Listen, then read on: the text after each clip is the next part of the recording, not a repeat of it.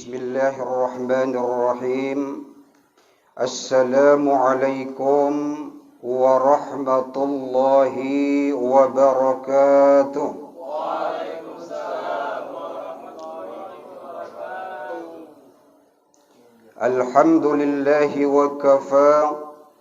Wassalatu wassalamu ala sayyidinil mustafa wa ala alihi ahli sidqi wal wafa, amma ba'd. Yang saya muliakan bapak-bapak, saudara-saudara, para ayahanda, para asatid, wabil khusus sahibul bait, keluarga berkeluarga di rumah ini yang juga saya hormati. Dan insyaallah kita semua beserta seluruh keluarga kita senantiasa dalam kerahmatan dan perlindungan Allah Subhanahu wa taala. Amin ya rabbal alamin. Bersyukur kita kehadirat Allah Subhanahu wa taala yang mana kiranya pada malam hari ini, di malam sayyidu ayyam ini, kita dapat sama hadir dan berkumpul di rumah sahibul bait ini dalam rangka untuk taqarrub ilallah, mendekatkan diri kepada Allah Subhanahu wa taala lewat wadah perwiritan Babus Salam Sukamaju yang kita laksanakan pada kesempatan malam yang berbahagia ini. Alhamdulillah, kita juga bersyukur kepada Allah yang mana kiranya 3 hari berturut-turut sebelum malam Jumat ini rahmat Allah turunkan. Namun pada malam hari ini mungkin dikarenakan besarnya Allah Subhanahu wa taala dengan niat kita yang ikhlas untuk melaksanakan silaturrahim dan juga berhablum minallah, pada kesempatan malam hari ini Allah berikan cuaca yang sangat mendukung bagi kita sehingga kita dapat sama hadir dan berkumpul di rumah sahibul bait yang bertuah ini, yang alhamdulillah kalau saya melihat luar biasa jamaah wirid yang hadir. Mudah-mudahan kiranya pertemuan kita pada malam hari ini dicatat oleh Allah Subhanahu wa taala menjadi amal soleh dan amal kebaikan bagi kita. Amin ya rabbal alamin. Salawat dan salam mari senantiasa kita hadiahkan keharibaan Nabi kita Muhammad Rasulullah sallallahu alaihi wasallam. Allahumma salli ala sayyidina Muhammad. Mudah-mudahan kiranya lewat salawat tersebut insyaallah tatkala di yaumul qiyamah nanti kita semua beserta seluruh keluarga kita termasuk bahagian daripada umat-umatnya yang kelak akan memperoleh limpahan syafaat dari beliau. Amin ya rabbal alamin. Bapak-bapak, para ayahanda, jamaah wirid Yasin Babus Salam Sukamaju yang dirahmati Allah Subhanahu wa taala. Tausiah pada malam hari ini gak usah panjang-panjang, Pak. Karena apa? Karena kita sama-sama tahu kalau malam ini adalah malam Jumat. Boleh jadi di antara kita ada hal atau pekerjaan khusus yang ingin dituntaskan di malam Jumat ini. Jadi supaya jangan terganggu, maka kita singkatkan dan kita padatkan. Mungkin kita setuju, Pak, ya? Insyaallah. Bapak-bapak jamaah yang dirahmati Allah Subhanahu wa taala.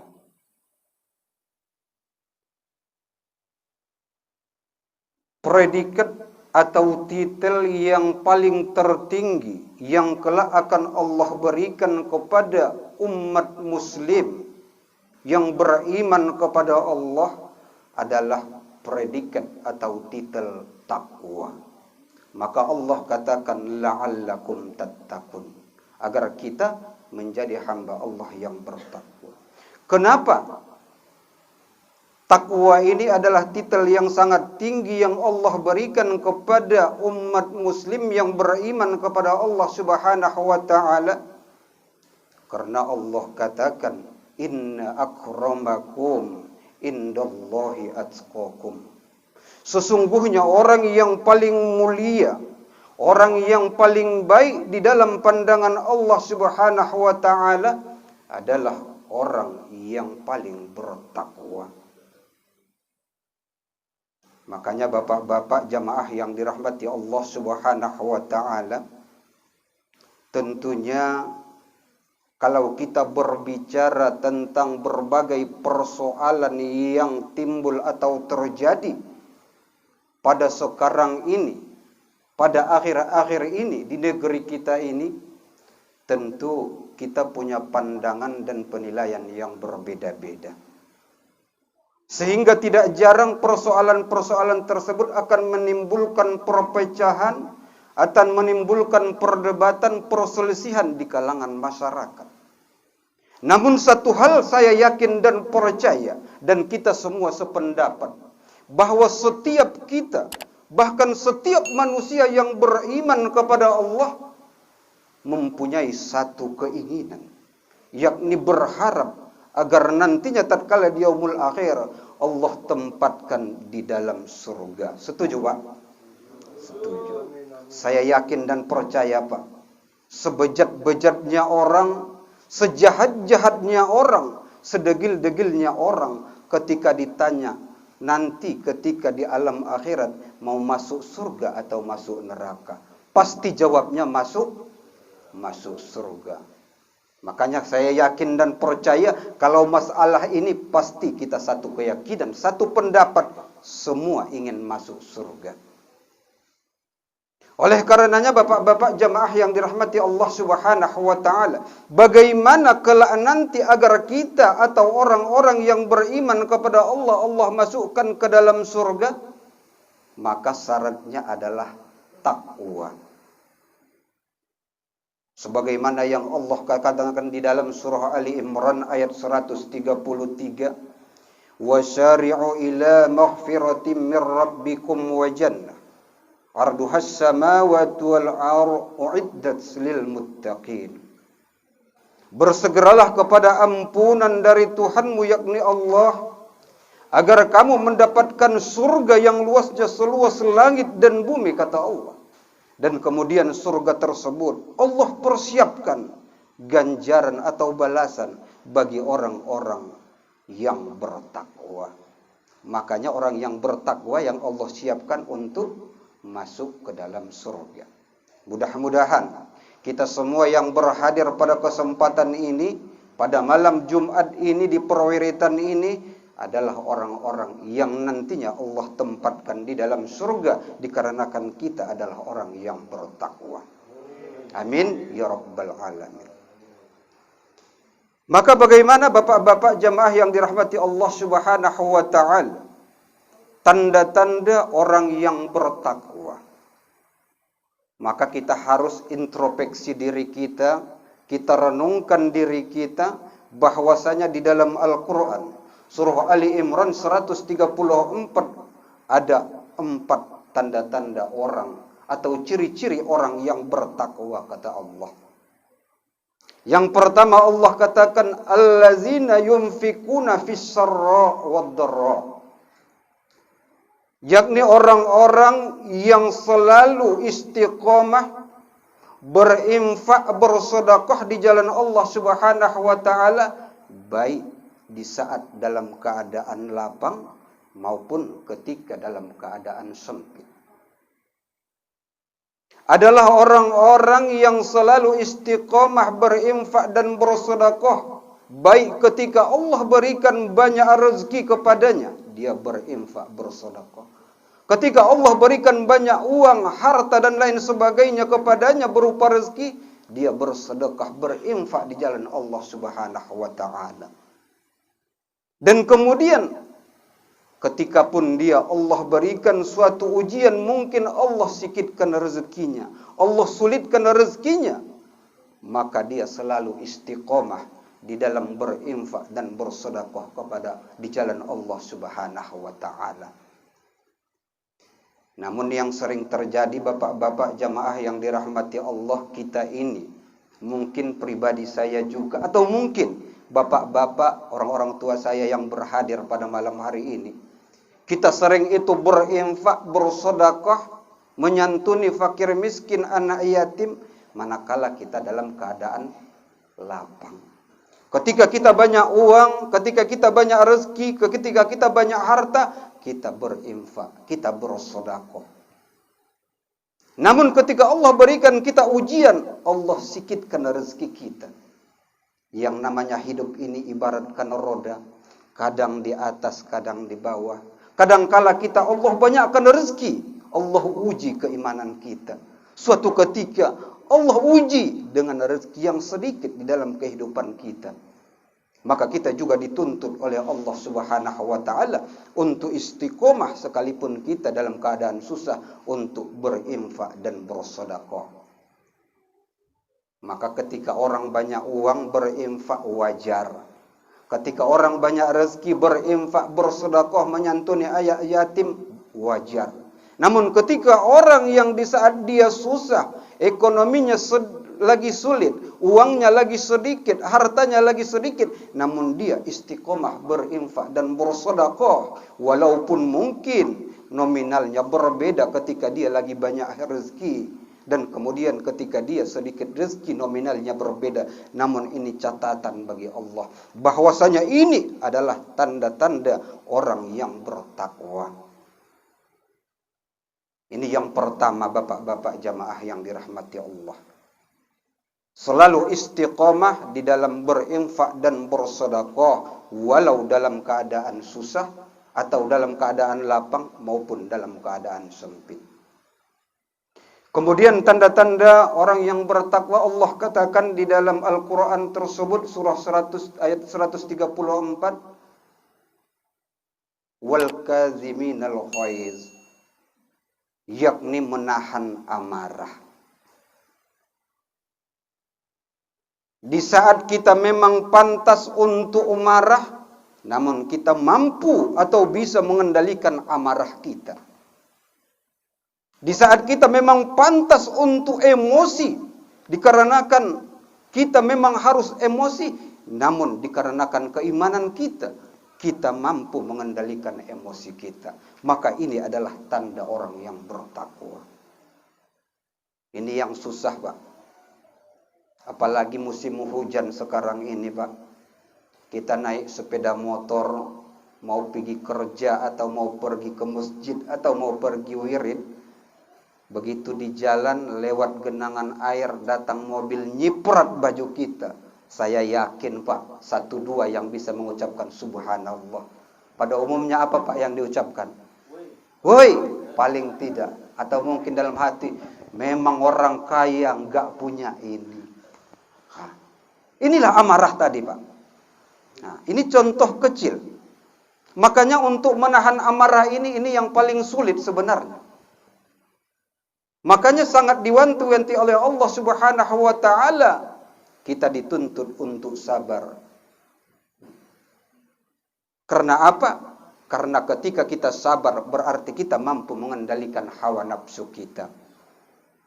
Karena tidak jarang ketika kita emosi, kita tidak mengendalikan emosi kita, kita melampiaskan emosi kita, bahkan semakin jadi dan semakin menjadi. Misalkan bapak-bapak jamaah yang dirahmati Allah, ketika kita memarahi anak kita, dikarenakan dia melakukan suatu kesalahan, maka dikarenakan kita emosi, dikarenakan amarah kita tempeleng sekali. Puh! Ini sudah memasang andil ini, Pak, setan, Pak.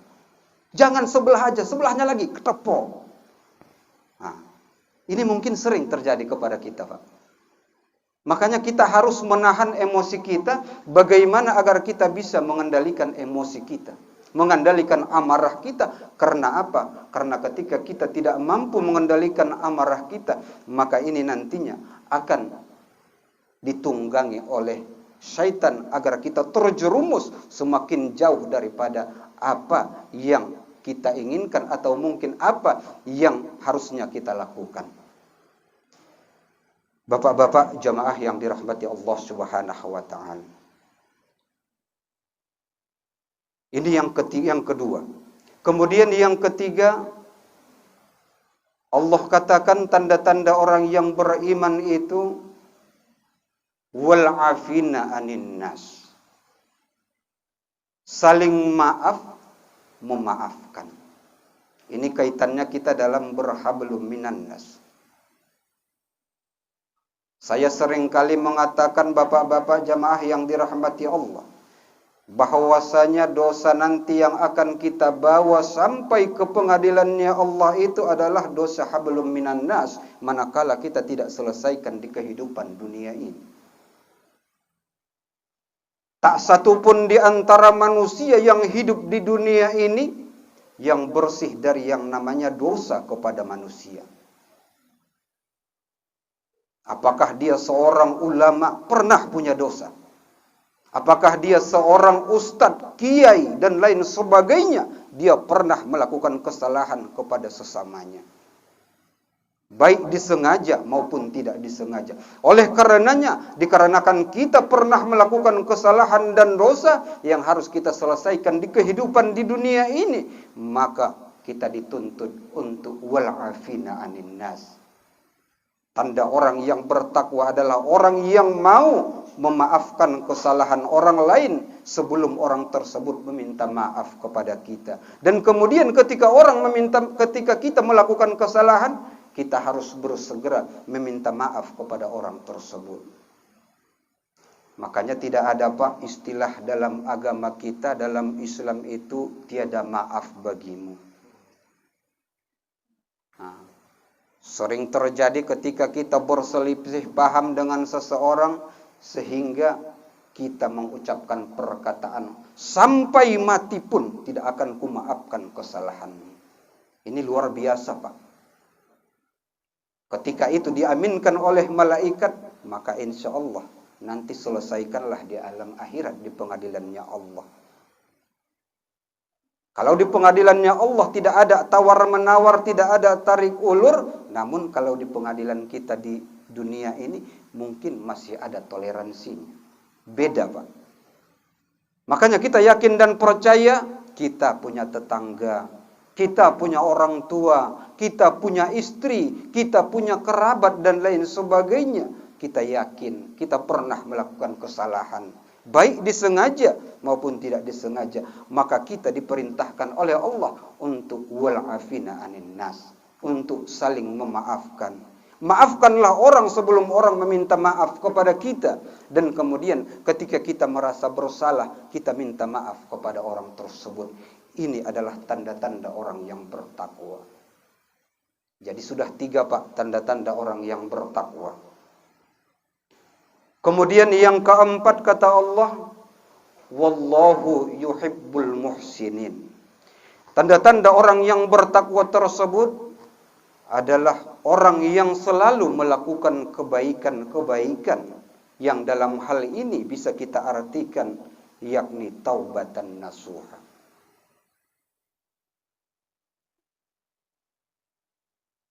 Kita harus istiqomah di dalam meninggalkan semua keburukan-keburukan yang kita lakukan selama ini, dan kemudian kita harus punya etikat baik di dalam hati kita dengan niat untuk melakukan perbuatan-perbuatan baik ke depannya.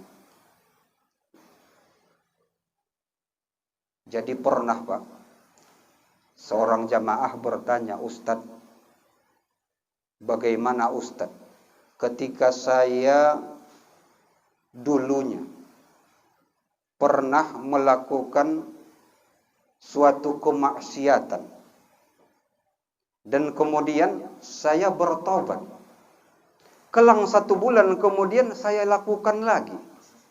Kemudian saya bertobat. Apakah taubat saya diterima oleh Allah Subhanahu wa taala? Ini, Pak. Makanya saya tanya kepada dia, Pak, ketika Bapak pernah dijahili seseorang. Kemudian seseorang tersebut meminta maaf kepada bapak. Bapak maafkan. Kemudian berselang seminggu kemudian dia lakukan lagi perbuatan yang sama kepada bapak. Bagaimana reaksi bapak? Marahlah Ustaz. Berarti dia mempermainkan saya. Jawabnya sudah bapak sampaikan tadi. Jadi jawabnya sudah bapak sampaikan, saya bilang. Artinya apa? Artinya ketika kita ingin taubat, benar-benar taubatan nasuha, taubat yang sebenar-benarnya. Ketika kita pernah melakukannya, kita ingin meninggalkannya, kita ingin taubat, kita ingin meninggalkan perbuatan yang tidak dibenarkan Allah, ke depan jangan kita lakukan lagi. Bagaimana caranya? Maka semua media-media sarana menunjang untuk melakukan kemaksiatan tersebut harus kita hilangkan dari diri kita, Pak. Harus kita hilangkan. Kalau kita tidak hilangkan, pasti kita belum sepenuhnya untuk bertaubat kepada Allah Subhanahu wa taala. Misalkan, Pak, mohon maaf, seorang maling, profesinya maling. Kemudian begitu ketangkap, digebui, akhirnya dia merasa kesakitan dan kemudian seketika dia bertobat, dia sholat, dia mengaji dan lain sebagainya. Namun sarana yang selama ini dia pergunakan untuk maling itu masih disimpan, Pak. Masih disimpan, tidak dibuang. Sehingga seketika terbenak di dalam hatinya, maka dia akan melakukannya lagi. Karena apa? Peralatannya masih lengkap untuk melakukan perbuatan yang sama. Jadi makanya ketika kita mungkin selama ini melakukan kemaksiatan, hal-hal yang tidak dibenarkan oleh Allah Subhanahu wa taala, maka mari semuanya itu harus kita hilangkan media-media tersebut. Kalau mungkin selama ini kita selalu menggibah dan lain sebagainya, ini adalah perbuatan yang dilarang oleh Allah. Apakah mulut kita harus kita hilangkan? Bukan seperti itu, Pak. Nah, melainkan apa? Melainkan waktu kita untuk melakukan hal-hal tersebut kita isi dengan hal-hal yang lain yang lebih bermanfaat. Mungkin selama ini waktu kosong kita bergunjing, kita bercerita hal-hal yang tidak dibenarkan oleh Allah, maka waktu itu kita pergunakan untuk hal-hal yang diridhoi Allah, berzikir, membaca Al-Quran, mendengarkan pengajian-pengajian dan lain sebagainya.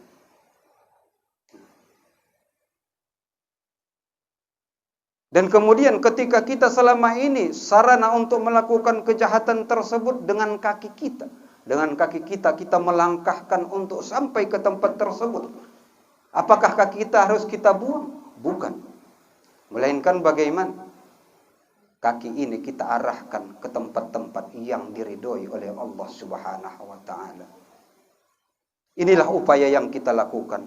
Agar bagaimana? Agar kiranya kita benar-benar menggapai daripada taubat yang sebenar-benarnya. Bapak-bapak, jamaah yang dirahmati oleh Allah Subhanahu wa taala. Oleh karenanya, orang yang bertakwa itu adalah orang nanti yang Allah tempatkan di dalam surga sebagaimana Allah katakan, wasyari'u ila maghfiratin min rabbikum wa jannah arduhas samawati wal ardh uiddat lil muttaqin. Bahwasanya surga yang Allah persiapkan seluas langit dan bumi, yang penuh dengan kenikmatan-kenikmatan itu Allah siapkan bagi orang-orang yang bertakwa. Mudah-mudahan kita semua jamaah wirid Yasin Babus Salam ini adalah termasuk kelompok orang-orang la'allakum tattaqun, orang-orang yang bertakwa di hadapan Allah Subhanahu wa taala. Karena dengan demikian, dengan kita termasuk orang yang bertakwa di hadapan Allah Subhanahu wa taala, dengan kita telah melaksanakan Apa yang diperintahkan oleh Allah Subhanahu wa taala sebagai tanda-tanda orang yang bertakwa, dengan demikian insyaallah Allah akan masukkan kita ke dalam surga. Ulaika ashabul jannah. Dan kemudian Allah akan masukkan kita ke dalam surga. Hum fiha khalidun. Dan kita akan kekal serta abadi di dalamnya selama-lamanya. Amin. Amin ya rabbal alamin. Bapak-bapak jamaah wirid Yasin Baus Salam yang dirahmati Allah Subhanahu wa taala. Mudah-mudahan kiranya waktu kita lebih kurang 30 menit telah berlalu, dan kemudian 4 hal tanda-tanda orang yang bertakwa telah kita uraikan secara singkat. Mudah-mudahan kita mengarah kepada orang-orang yang bertakwa, sehingga ciri-ciri orang yang bertakwa tersebut benar-benar kita tanamkan di dalam kehidupan kita, agar bagaimana agar kita menjadi orang-orang yang dapat memperoleh predikat takwa di sisi Allah Subhanahu wa taala. Karena ketakwaanlah yang dapat memasukkan kita, menghantarkan kita ke dalam surga Jannatun Naim. Amin. Amin ya rabbal alamin. Mungkin sekadar inilah yang dapat saya sampaikan. Mudah-mudahan kiranya membawa kebaikan kepada saya sendiri dan kemudian kepada kita seluruh jamaah dan seluruh keluarga kita nantinya menjadi orang-orang yang soleh dan bertakwa. Amin ya rabbal alamin. Terima kasih atas segala perhatian dan mohon maaf atas segala kekurangan. Usikum wa nafsi bitaqwallah. Wassalamu alaikum warahmatullahi wabarakatuh.